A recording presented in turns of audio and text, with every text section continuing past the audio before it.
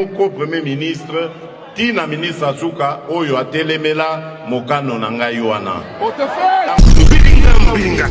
na boy monta sambe na nzambe mais banzambe yo ndenge na kolimbola binoa c'est très dangereux.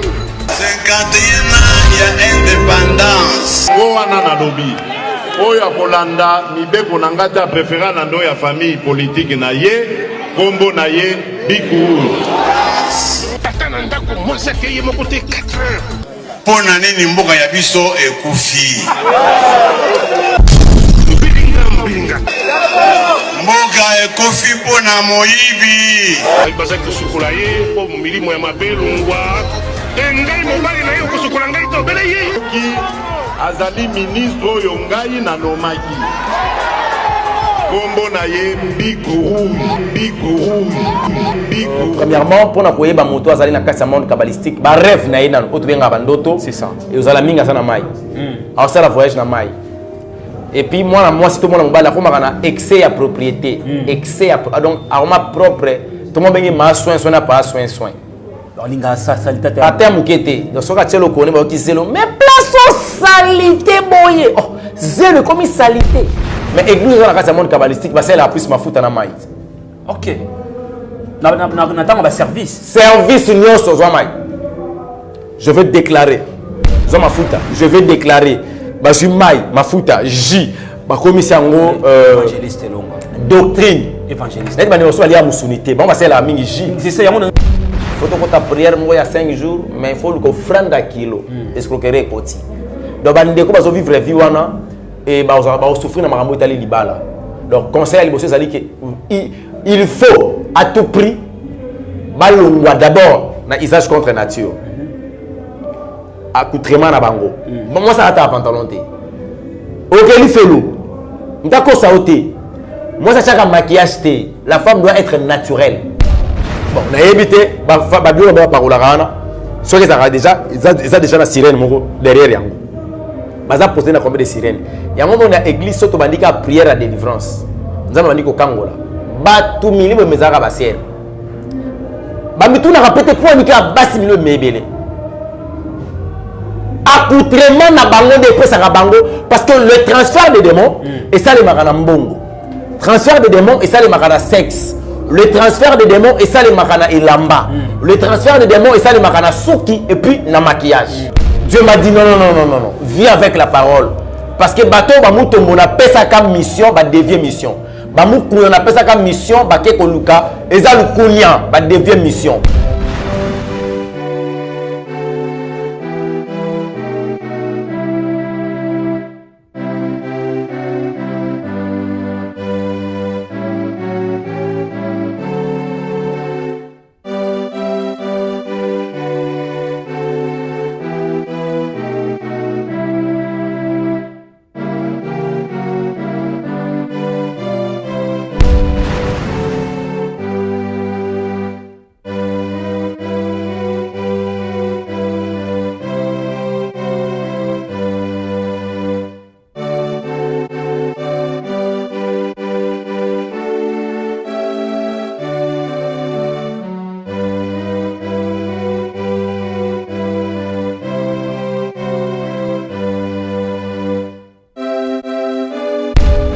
Bonjour, bonsoir, peuple de Dieu. Cela dépend du lieu où vous vous trouvez. Merci parce que vous avez belé, vous avez une émission de Mingi et réveil spirituel. Naza bonga mon côté, Naza Namosa Nzambe, c'est lui qu'on appelle évangéliste Elonga. On peut pas y tokobeta masoluka kanakati ya kibonzambe. Déjà to lobaka na début à émission. Soki ou sepeli na émission oyo liker vidéo ou tia commentaire na yo. Soki vous avez des questions oyo totuna kité par rapport à la compréhension na yo. Comme la biso na ba commentaire, tu retournes la question to yamba Mosala Nzambe pour la deuxième fois, tu retournes la question au bino bokomaka. Ko hésiter te ya kokoma question soki omoni ba question to tuni yo sepeli nangote. Déjà mon réalisateur Fabien Poyi fongoli la biso peuple de Dieu va comprendre que tozana évangéliste Elonga comme coutume. Évangéliste Elonga, bonsoir. Bonsoir mon frère Gilles Kimbeni. Bonne santé. Sinon ça va, nzamba zo ba biso ki meza na ngolu na. Santé à église. Mko na mon maître. Santé église ça va. Ça va. moment comme coutume tu cause moi temps prière pour continuer. Éternel Dieu merci parce que au pessibiso moment oyo lokola yo zali mokolo temps to wa ko gérer yango te sans lisunga molimo santo yango to sengi molimo santo azwa espace oyo atambusa biso pamba te makambo oyo ya koloba à travers monoko na biso et que ne kopesa bo moy esika incrédulité et fandaki par le nom puissant de Jésus Christ nous avons prié amen amen amen nous bien bandaku déjà tant to yambaka évangéliste longa na lobaka yango na zonge su koloba yango que to soka bakaina ba big parce que enseignement nge banda ezana parce qu'on comprend kité okoki okoma eko kima opé okomi question na yo o moni ke o faut tout nango na prochaine émission to kotuna évangéliste longa ndenge nini avant na kota na profondeur ba question nanga ndenge nini la voix des orphelins ça va église ils ont continué yo pe kana on peut se mbongo noté na kopé ça nanga donc toujours c'est la mbongo na bino église to loba ki chacun dans l'opération $5 c'est ça église pesa $5 na yango et ko permettre to kende kota la bande ko wana c'est ça donc ceux qui pende ko mo moni ki aza église a route na pe $5 na c'est ça ceux qui tozaka 500 tozana combien mais le PO tozanango biso pe eloko ya moto na nzambe soki aussi pe $5 topesa soki pe aussi au-delà de $5 tobakisa pour tokende kotala bana wana nazo sepela mingi na Matthieu chapitre 25 37e verset wa papa pena éternel dia Jésus Christ a ko remercier bato batala ki tang ba pesa ki li patanga zaki na nzala bato batala ki na hôpital tanga zala ki malade et mawana ba o batala ki était pour achaki bato à gauche ba kene musika na ye et na lingité vie chrétienne et c'est limité kaka na shinda baba rondo rabakende kuna yaka awazonga kuna te la vie chrétienne tokende ko présenter ba acte ya bolingo l'amour est d'une manière pragmatique c'est ça donc voilà pourquoi tolobaki toujours quand ta retraite après retraite église elonga ministry tokozala wana pona okende kotala bandeko na biso soki tolongwe na orphelinat tokokita na ba hôpitaux esikaka molimo sata kongamba biso kotala soki tokoki kosani mpona bandeko bazana na hôpitaux kolongwa wana tokoluka bamama na biso babengi baveuve komona bango kotala ndenge molimo sata kosonga biso après wana tosali so programme mosusu mpona kokende kokóma na niveau ya prison kotala bandeko na biso de père que Christ alobaki nazalaki emprisonné kotalaki nga te toboyi tolingi tosilana na Jésus Christ sur la terre na makambo wana nyonso po tobongisa avenir na biso po esika na biso ezala esika ya esengo bandeko moto alandi message oyo considéré yango c'est la parole de l'Éternel omoni tosala yango déjà tant mosusu oyebi te tozalaka te tosali yango tofilme tolakisi bato te toko foto ma refilmer c'est ça posana ndeko mosusu akotinda 1000 francs na ye c'est vrai cause na confiance mais soko on ataka okangata photo esili a douter pe est-ce que évangéliste ali mbongo yango te soka mona ta image tosali image pona kolakisa bato te ke biso tosalaka boye te pona kolakisa ndeko oyo atindaki quelque chose na ya monake te bandeko oyo quand même basali quelque chose na bana wana epesi so makasi mbala nsima atinda et puis oyo azalaki na posa kotinda azalaki koluka esika azalaki sûreté azwa makasi akotinda epa na biso po ayebike soki atindi akomona c'est ça donc yongo toza intéressé na message oyo contribuer banuméro eza na se benga tokoguide oyo nini il faut kosala parce que après retraite il faut tokende komona bana wana ntango ozolia yebaki eza bato mosusu bazolia te nzambe oyo azosunga azopesa yo kanisa mpe basusu kozala be évangéliste longa lelo nalingi toparler sur le monde kabbalistique nalingi omekana koexpliquer peuple de Dieu c'est quoi le monde kabbalistique ezali eza kabbale juif te parce que bato mosusu bakonfondaka kabbale juif na monde kabbalistique monde kabbalistique ezali monde ya mai là où se retrouvent les sirènes des eaux bamari de nuit sika oyo batotem ya bangando batotem ya balokekele batotem ya banyama mai ya banzombo bato badépendaka na kati ya monde ya mai eza monde kabbalistique parmi les 5 mondes sataniques les mondes kabbalistiques existent donc en un mot ezali monde ya mai to pe kindoki ya mai nayoki obimisi totem ngana koza na compréhension na robeza ndeko musoko landa bi c'est quoi les totem eza nini totem en nemo na loleye musoko lobeza nzambe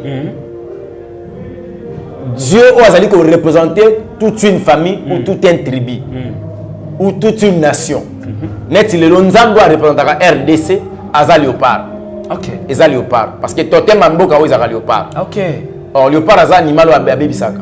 Aza on a pour dévorer, pour détruire, devenir la suite de notre pays. Ok, je vois. Peuple de Dieu, tous les comprendre de malin de parce que évangile longa to mabiso, évangile longa. Question la biso albocho et sabo. To koki ko détecter le lenge nini pas ya moto que azana monde kabbalistique. Voilà, basi neza ebelé.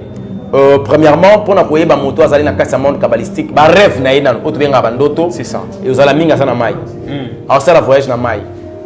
Et puis moi si tout le monde mobala comme na excès à propriété, excès à donc aroma propre, tout le monde bengi ma soin na pas soin. Donc linga ça salité. Ata mukete, donc soka tshelo kone ba ki zelo, mais place au salité boye. Oh, zelo comme salité. Zelo, comme salité. Donc bango balinga ka propriété mingi, surtout bande ko na basi. Et puis au monde on a ba style na bango ya kolata. Ba modèle na bango. Au monde que eza plus en concordance na ba sirène des eaux. OK. Maquillage na yé donc asa toujours poussé par la séduction. Esprit na yé allié ko séduire. Donc ce qui apparaître il faut séduire. Or la séduction pour une femme ezali ko que muto aza possédé na molimo to pe yemoko azali na kati ya monde kabbalistique. Parce que moi ça séduisa raté. Moi ça convaincaka. La femme doit convaincre le cœur d'un homme. Maro séduire yété. Parce que la séduction, na lolenge sali makana accoutrement, na maquillage, na sur la parfum tout. On dit moi si elobénaye donc azana pour ça kaka séduire. Ezayete monde amai. Idem avec les hommes. En dehors na yango, leur vie pratique. Bazaka na problème à libala. Instabilité à mariage za makasi. Au moins na famille o ba bimi na kati ya monde amai, bazo dépendre na monde amai, eza genre ya famille oyo. Bakendaka libala, soit babimaka. Soit il faut pas kota libala, babandaka d'abord na ekobo, na la polyandrie, soit la polygamie. Ça signifie na ko bota na libanda. Oboti bota ko ke libala. Ba susu ezalaka que pour obota kana mobali moko ba otangelo dotste. Bon pesa ta prata prénote bo sa eloté. Wala bota mobali moko. Mais ce que ba otangelo dot, o suka da bota ki aboti kuna ko bota kuna pe babali. OK. Tanga akoma na libala. Il faut mobali va faire appauvrir dans le monde kabbalistique. Donc mobali akoma pauvre, a osasu de l'autre côté. Moi ça côté un exercice. Moi c'est la voyage aux mobali en charge. Donc ils allaient ba signaux fort ou l'extraquer. Moi si oyo même ta appauvrir mobali parce que azam muto a uti na mai. Mission na bango les femmes ce sont les esclaves. Et puis autorité de la famille wana ils allaient plus na basi. Na Équateur balobaka moi ça les rakunzité. Et ça ni kunzi ça du genre nenga na balabo. Et ça qui na kufi. Ozomona. Tant na kufi babokilo ba yeko kundanga. Mbongo ba pesa kana ba kunzi. Ba pesa la famille a mwasi. Vous comprenez? Moment que la famille na bango, moi na mwasi mto zwa ngwali yango. O mwasi ali rakunzite. Azo rango kututé. Mais ce que na ndenge Équateur, au moment bana poste, bana pas poser na makambo wana. Et créer problème. Donc il y aura des femmes qui viendront pour chercher à koliango. Et puis au coup de ba interdiction. Ce qui par exemple mboka wana bana mai men nzombonde azali azanzambe na bango. Le roi totem na bango. Moi ça dit nzombote. Moi ça dit nzombote. Bon libundu na nzombo différence ezali. Na tuna mo musiku kwa yo sko lia nzombote point. Ote nzombo lia mbila. Ngabi yo lia musaka makazi. Olia ka mbila. Bon. Ce que son nzombo lia mbila. Olia nzombo. Yo lia mbila. Mbila za poison tonde. Tangu na koti na kati ya mozindo makambuni na comprendre que ko wana ça dépend na mai totem wana zaki nzombo zaki totem na bango. Donc voilà. Et puis tana ko tala la polyandrie ko ko na sala ki aboto mère na biso 5 moi na tata na. Vous comprenez que monde kabbalistique évangile longa na lingito simba mukie côté ba mama. OK ba basi olobi okomona ba effet na ngoma mwasi se maquiller le maquillage na ye lolenge na ya kola tsadili banya c'est séduisante. Mais le lot ozomona na kati ba église ba église boza reconnu ba église bâtiment to église comme la famille de Dieu. Église bâtiment. OK merci. Ozomona na église bâtiment ba moi aussi ce cas où il y a église net c'est ba église ya quartier général à limité. Oui na quartier général illicité matungé parce que tu tambola quand même tu yebi otambola mingi surtout na ba église oyebi nga tambola sur la côte ya 8e mairie ba mama banga otambola na côté mosquée Donc, la première, l'église la première. Ngula côté na mosquée. C'est ça. C'est na côté la deuxième rue. Ngula côté. Na Victor na côté la.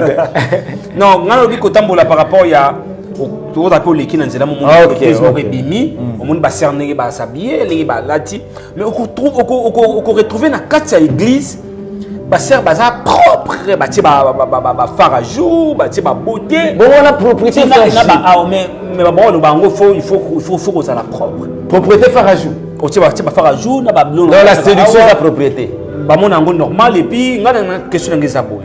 Mais pourquoi na quatre ba église wana? Est-ce que parole ou connaissance la parole pour baïbi en moté? Bon, on connaît en partie, on peut dire en partie, je ne sais pas si le pasteur est responsable de l'église, on a baïbité. Ceux qui baïbi, c'est que c'est encore. Ceux qui sont encore, c'est que c'est lié à un monde kabbalistique. Parce que même le pasteur, c'est un monde kabbalistique. Pas pratique, oui. Mais l'église, c'est un monde kabbalistique, parce qu'elle a plus ma foute en maïs. Ok. Nous avons un service. Service, nous sommes je vais déclarer. Je vais déclarer. Je ma futa, J, ma commission évangéliste doctrine. Évangéliste. Net bani osoa lia musunité. Bon c'est la mingi J. C'est ça, on a une question. Bon autant aux autres mai na mafuta eza. Na JP, na J. Mais tu es l'église oyo ba teka ba mai on teka boye na ba J, il faut osombi J na. Yesu apanza temple likola ko komisa mombongo na katanda kuna e bon. Église o teka déjà mai. Wana les églises to za monde pandaminyo. Allez-y comprendre, c'est pas une église. Église comme bâtiment, comme tu avais dit, tu as raison, mais pas église comme la famille de Dieu. Donc ce sont des choses pareilles. Église oyo, ils allaient lier dans quatre mondes kabbalistiques. Membre de la sirène des eaux. Au monde qui va frère de la serwana, ben impidique. Or plus on a dit les impidiques n'hériteront jamais la vie éternelle. Maintenant, bateau qui dans l'église va hériter la vie éternelle. Église est comme sa pantalon. Ça prouve suffisamment que c'est le monde kabbalistique. Parce que Deutéronome chapitre 25 verset, ils ont côté de l'habillement d'homme. Moi, ce soir, ta pantalon de lobby, Azali Kokenena, a posé un acte d'abomination avec l'éternel. Et l'on péché. Péché, c'est abomination, papa. Et abomination. Bango wana, Bible est dans Romains chapitre 1 verset 6 verset, que Bango batiki usage naturel. Pour le reconnaître la makabozali usage contre nature. Bazui souki on kona sala ki bango sinzambe oza maele te. Yo ko sangana souki ya mbelo fo chinois, to fo na souki ya indien. Ya indienne. Ake bazui moto asa kufi na Inde, babi ke souki nezambe bakati ko fo batinda ngo awa kabelo. Aboy na frère Nicolas souki ya muto ya mowe. Pour ce bateau ka souki frère Augusto mais souki ya mowe wana te. Aboy ni frère. Église sait bien que makambo et ma pratique et ma cheveux surnaturel en dehors il y a moi c'est comme ça la naturel mais il y a des actes d'abomination ce sont des personnes frappées dans la puissance il y a également par éternel lui moko. Alors la mission par laquelle l'église est en ango qu'on récupère tout ce genre de brebis qu'on zombi sa bango na lignée de façon que l'homme to kena bango lola. Mais ce qui disait ça musala wanate ça signifie c'est une église satanique. Vous allez préparer vers la distraction pour le temps où ils sont batikala tant que la mort est comme mutatikali à quel fait le pasteur a causé la soie ils ont récompensé sur la terre et puis quoi va causer comment on va parler. Mutu musu sa utanda na bango famille na pleti biso na Équateur net nga pena côté mère na biso mongo ya bokatola ngaso pesa ngo tango lo sako peti ah ça quand même ça évangile longa lo sako on mange à combattre là-bas kokelo Bible. Ou déjà la Bible est déjà na kuna kimongo. Et les ko ba bo manza me ba sa la Bible yo renie pour lingi ba lokumu. Pour lingi lokumu. Na ebi ndenge bandaka, na ebi ndenge sukaka.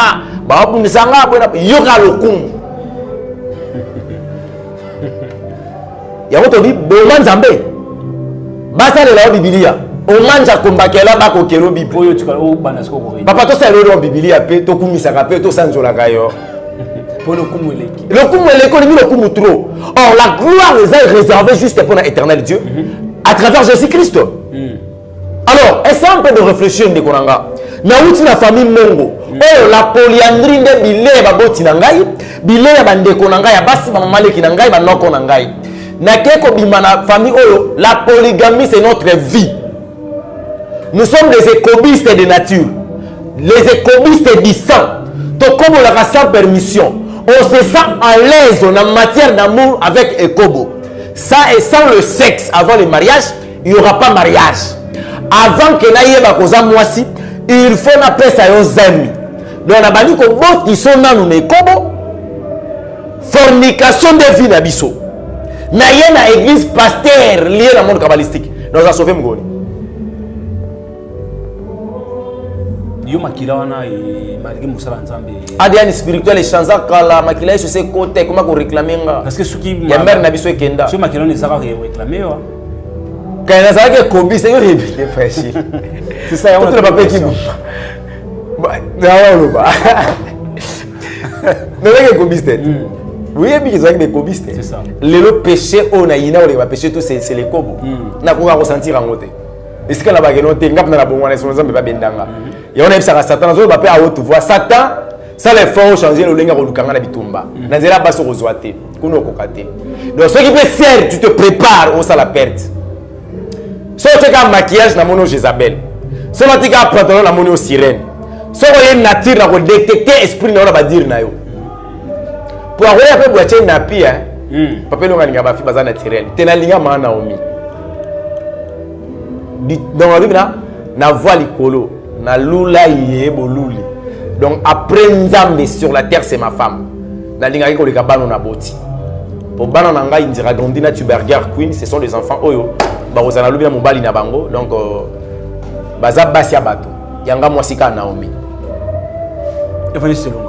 Inconvénients zanini pas est-ce qu'il y a ser oyo parce que tout est plus ba ser oyo bazo vivre na ignorance aya na église aya ta pantalon atiaka ba beauté atie mona ba musumo na ju paquet nyovi akati on katikati nyonso atie atie koto nyovi à 6000 koto à 6000 crayon à 3000 alors comme on a 18000 elongi kaka donc atie ngo tellement ébélé pour naie azo se faire na lingana sukola cercle avec sur weche longi ngo mususu oh cercle sur weche au pire araja panga mela au pire abona ka sukola longi nini longi wa l'occasion de parole et pas sukola longi Dieu me remercie ngo moni a changer pe azonga naturel lelo o nzamba o sale grâce frère pas moni ka boya na e poser na ngati lelo na ebité OK mon frère ko ya na yote tengate na pas engagé et puis chrétien.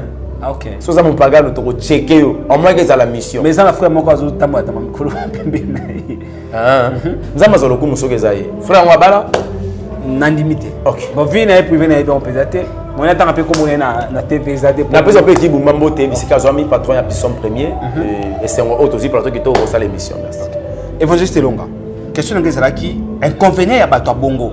A vivre na ignorance. Pasteur o fa sungaye à la parole, à se détruire parce que à se été à vrai sens du mot inconvénient zani. Il y a liboso l'eau les athées. Deuxièmement sur la terre, le bonheur et le centuple promis par Jésus-Christ tout le monde en côté. OK. Que ça soit dans le domaine de mariage, dans le domaine de finance, tout vivre en côté. Tout banda esclavagisme sur esclavagisme. Au monde que tant âge ko leka, pasteur comme ce ko escroquer. Faut que ta prière il y a 5 jours mais il faut que offrande à kilo escroquerie koti donc bande ko bazo vivre vie wana et ba souffrir na makambo itali libala donc conseil à liboso zali que il faut à tout prix balongwa d'abord na usage contre nature accoutrement na bango moi ça ata pantalon te OK li felo ndako ça oté moi ça chaka maquillage te la femme doit être naturelle. Bon évangile c'est muto azo bala ka ça la mariage alobi non on ça mariage moni na ko zapper tam so za suki ya muke e bota tam su muke tam frère alingié alinga ke non na sugini mais jour à fête il faut ba ya ba monde quand même que se faire belle et puis ça faisez le banabi so bende konanga réjouissez-vous dans le Seigneur na linga ngelo bani bo sepela kati na nkolo chrétien so kazo sepela faisait la différence. Au pagano dans le monde mais chrétien ou chrétienne ce qu'on se réjouir dans le Seigneur donc même la manière dont c'est la fête à l'ibala en tout cas que na imposant na kata église longa ministry que Soko zobala masanga et kozala te na salle en mariage na yo. Musique ya mongile kobeta te. Soki kozala nga elonga komona nonga te. Pona lia nga peso sote. Et puis ben inconvénient nango zali, soko koti na mariage bongo, o tient musique ya mokila masanga tu verras. Il faut se réjouir dans le Seigneur. Donc soki ndeko alobi a tient maquillage. Ndasa ini. Alati pour se faire belle. Non, non. Azana olena ko se faire belle sanga cha bibisha cha wana. Ba maquillage wana serimo ko bayaka au moins ko sengisa makiki na crayon. Et qui a make-up. Bato bien ngo make-up. Et où t'as quoi? C'est clair sur une talaxana. On appelle son mot cercle. Et où t'as quoi? Na mai, na monde kabbalistique. Ce sont des pratiques à la sirène des eaux. Bazo proposer bango oh, Bible sur la Romains chapitre 12, ne vous conformez pas au siècle présent. Mais soyez transformés de renouveler de l'intelligence pour que vous sachiez quelle est la volonté parfaite de Dieu dans votre vie, frère Gilles. Tant que ce chrétien comme se conformer au siècle présent, ça signifie azana kata voie perdition. C'est ça. Ndeko moko moi. On va donner un message, baba la raté. Baba mama be. Bata shekina. Non, on va se faire là-bas, on va trop la bon aussi go. Serre Samantha pas à la bombe. Évangéliste, les gens de comment quoi tindi message à lobby boy. À lobby. Si quoi on gagne dans don, il y a make-up. Nga vi nangeza fona na sala batu na taba beauté na kanga suki na taba tuna na sala babinga ngoni ko asala musala wana esthétique. Mutu fazala bien, faut y vivre, faut atchaba to ba make-up wana bon aussi suki. Awa lolenge ba message écoutani na yeboye. Okoyebisa yini? D'abord tangu make-up ya kiti azali na douane. Akendaka papa na 97 make-up za kiti. Make-up wana ba lelo na yebite peut-être changer combo. Azaki na likabo ya ko maquiller batu ba koma lokwa bandundu. Nous avons Papa, nous avons des talents et nous avons des dons. Mais parmi les dons, il y a un don qu'on appelle don dominant. Nous avons sauté. Nous avons joué. Parce que ceux qui attendent les autres, ils ont balle, peu mais comment vous pousser. Mais si on a simbi ballon, on comprend que non, ce type, il a joué. Nous avons dit MK Matista, depuis que MK. Dernièrement, tu étais contre Zapata. Nous avons dit Chabi. Na terra GD. N'ayez pas que nous avons joué. Parce que normalement, je senti que c'est les dons qui me réclamaient. À un moment, je croyais que je suis un artiste et comédien. Parce que je savais faire le théâtre. Mais il faut comprendre que les gens qui parmi mes dons, dans le connaît la musique, mais il est lourd. Dans la musique, qui est nabo, mais il faut comprendre que les gens qui ont été là, les talents, les athées. Mais parmi les deux dons, moi, je suis qui don dominant. Tant que nous avons dit qu'on exploitait les dons, nous avons dit qu'on exploitait sans Jésus. Dieu m'a dit non. Vis avec la parole. Parce que bateau, on a fait ça comme mission, on devient mission. On a fait ça comme mission, on a fait devient mission. Lève-toi maintenant parce que la voyez côté le message à qui je vais. Après si mandat. Nous avons aussi Bible. Excusez-moi de la terre comme on va couler tout le monde. Par exemple, le loya ma bé en boca. Au fait, tu peux faire un exemple là-bas. Évangéliste Longa. Kala. Namboka na biso na Afrique. Bamon bazali kolata ba pan trop. Ça qui to ba na 7 wana ba na 6, na 5. C'est déjà en 90. Donc des 90. Avant le 8 mars. C'est ça. Wana na Afrique. Bamon bazali kolata trop ba pan. Est-ce que quel esprit est accompagné ba maman? 91. Na ba maman. Un magicien il s'appelle Toshana ça qui mandaté. Parce que la cérémonie n'a pas ma tête. Ba koti pantalon il bossé kota ba ça une cérémonie n'a pas ma tête. À l'époque ba Ibu ya Mobutu bazobo mabata ça pas ma tête. Parce que ça la cérémonie. Le type parce que 35 ans ou 34 des années la magie. Mon père biologique né à Zoaki le ngolu ya ko bon de la pour de quoi la délivrance. Donc ne ba lo ba lingala ne to lo ba on d'une manière générale. Papa me délivrer rail. Mais ça me délivrer quand papa na biso tosha. Na 91 ne ba ko ça pantalon. C'est pour faire quoi? Pour développer l'impudicité, propager la polyandrie ainsi que le sida. Ok. Parce que mission apesaka Mobutu na monde des ténèbres tango azu primakoria mission apesaka ye ezalaki ya kodétruire bato culture ya kotanga. OK. Omoni congolais so oza na poso bomba mbongo bien moyiba yiba te ntango na kati ya livre to la bible ya ngombi mbongo kitoko moto ayiba baza te congolais atangaka te yango moni même lelo église nous avons un problème ya bachrétien batanga la bible te bapriaka trop batanga la bible te or tokota lola mpona prière te. La prière accompagne la vie pratique ya liloba ya nzambe ozomona. Alors, mission bapesaki ezalaki pour détruire la nation congolaise. Jésus a lire tina niveau kutu là tout ça kuta regretter dans amoni baujana. Tout ça comme na baujana batumbi sur la soutien donc aujourd'hui dimension ya perfection et écologie. Si ba c'est dans faculté. Moi la moi ça bima na cycliste s'il vous plaît. Ya pamba. Ya pamba. Tout monde ango. Otali siko kuisa ngo sera otambusa na balabala munenge akuka ser siko kuisa otambusa ope na tayo mo bon baza na bato baza ka séduit bon baza pe nko mu musumu c'est esprit yete matane on va pe ser mo boye ba apambo mana nduta mausa abe propaganda nduta na ye yango moni ba obsédé section na komaki ebele parce que pantalon ne permettait qui va travailler. Mèche ne permettait qui va travailler. Maquillage ne permettait qui va travailler. Biso quand vous avez n'angambo wana kuna ya ve maseke. N'angamba ve wana kuna. Na lisono moko na beta kana témoignage nangai. Il y avait une fille, il fallait que ça la transfert de démons pour la maladie 400 autres on a eu pour la côté impudicité. Tu utilises ça kanini. Rouge à lèvres na komba Jacqueline. Tant que tu tiens na mbebo, limite à côté nanzoto. Bon, on a évité, Babylone va parler là. Ceux qui ont déjà, ils ont déjà la sirène derrière yango. Baza posé na combien de sirènes. Yango on a église soto bandika prière à délivrance. Nous avons dit au Kangola. Ba tout milieu mezara basier. Ba mitu na répéter pour nika basi milieu mebele. Accoutrement na bango de presse à bango parce que le transfert des démons et ça les makana mbongo. Transfert des démons et ça les makana sexe. Le transfert des démons et ça les makana ilamba. Le transfert des démons et ça les makana souki et puis na maquillage. Parce que le transfert des démons et ça les ma. Et voyez c'est longa. Moutoune est souka. Parce que Thomas Fabien mon réalisateur a remis déjà qu'au sangana na chité. Moutoune a souké ça bon évangéliste c'est longa.